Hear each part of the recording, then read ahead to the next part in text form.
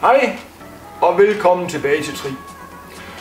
I dag vil jeg demonstrere en let øvelse, som styrker de indvendige lårmuskler op i lysken. Vi tager mavemusklerne med, både de øvre, de nedre og dem her i siden. Øvelsen er nem nok, nem at gå til, kræver ikke det helt store udstyrsniveau.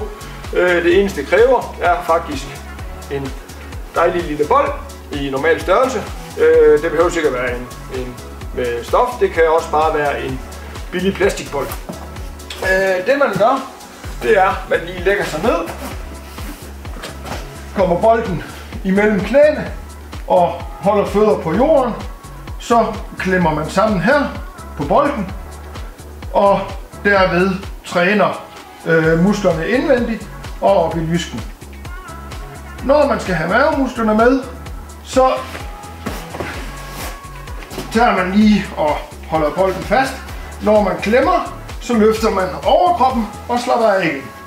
Og på den måde træner man den øvre del af dine mavemuskler.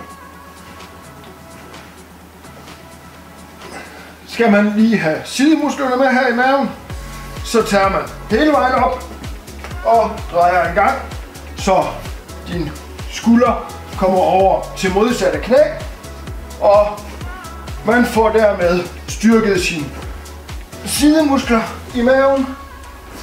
Skal man have den nedre region med her i maven her, så du har hele området op og ned her, så tager man lige en gang og løfter benene, samtidig med at man klemmer sammen og løfter overkroppen og drejer, og det bliver så noget som sådan her.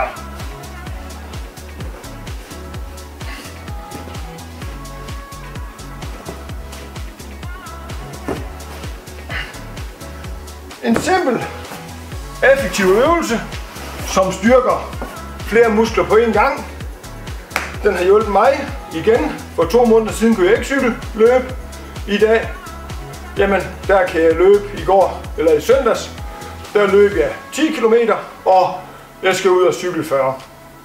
Så hvis man lige husker at lave sine øvelser med regelmæssig tid imellem, jamen så kan man faktisk komme ud over de smerter man har, og så er det kun herfra at sige god træning.